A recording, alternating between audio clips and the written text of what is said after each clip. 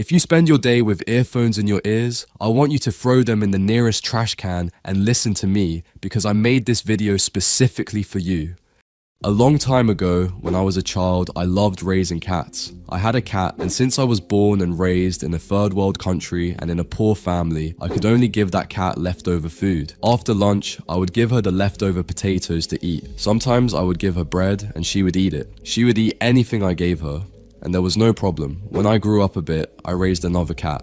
This new cat came into my life when I had started working and earning some money, so I began buying her cat food. Sometimes I would buy her fish and take good care of her. I still remember occasionally, I would bring her bread and put it down for her to eat, but she would sniff it, leave it, and start meowing at me. At that time, I didn't understand what had happened. How could the previous cat live with me on just bread, and this new cat demanded fancy food? Later, I realized that the brain of a cat and the brain of most animals works in the same way as our human brain. Imagine a person who always drinks coffee with 3 teaspoons of sugar. If you give them coffee without sugar one day, they won't be able to drink it because they're used to the sugar. But another person who always drinks it without sugar will find it normal. The same thing happens with the brain. A person who plays a lot of games, when they try to switch to reading a book after hours of playing, won't be able to focus because their brain is used to games, movement, and a high level of stimulation. What's the connection between this and music? The effect of music on the brain is similar to the effect of sugar and games. Music causes the brain to release dopamine in large amounts and in an easy way. Dopamine is simply the hormone that makes you get up and do something. It makes you wake up, work, read, eat, and play. When you continuously listen to music a lot, you start getting large amounts of dopamine in an easy way, and this is what causes addiction. You become addicted to music, finding that you can't live without it and constantly need to listen to it. You keep increasing the dose. You might find that if you want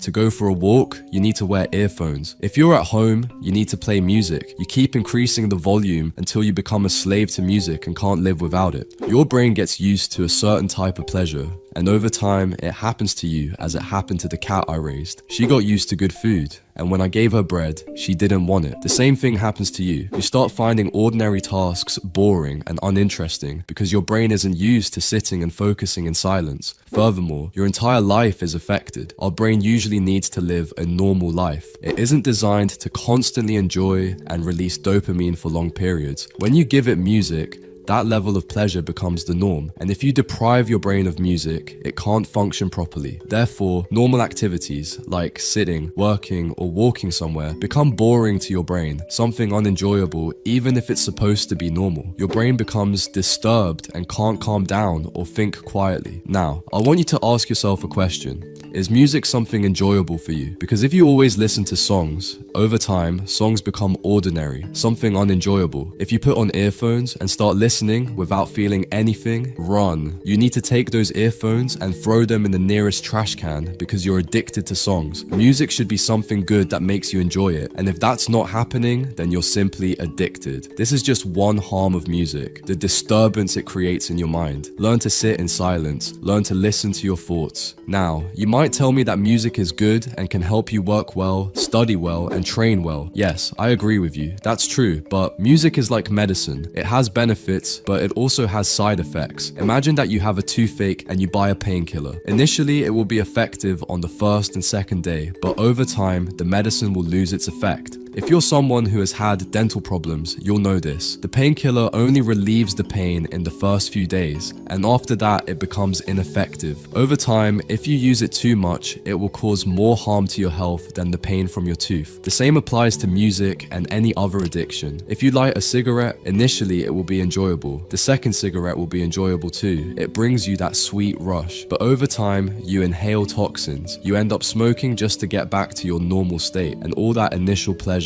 disappears. The same thing happens with music. For example, you start reading, you play music, and you read well. Over time, when you get used to music, all the benefits you used to get from it will no longer be there. You won't feel anything, and that's when problems start to appear. Your brain has a part called the basal ganglia, which is responsible for linking your behaviors. If you always drink coffee and smoke a cigarette, over time, whenever you drink coffee, you'll crave a cigarette. When you get used to reading with music, every time you want to read, you'll need music. The problem is that music will lose its benefits one day and will become like a drug with side effects without any benefit. In the end, music is like a brain bomb. Addiction to music can destroy your life. Please, try to reduce it. Here, I'm speaking to you from my personal experience. I myself had a severe addiction to music. If there wasn't any music, I couldn't sleep. I would wear earphones all day long. So be smart and enjoy without destroying yourself.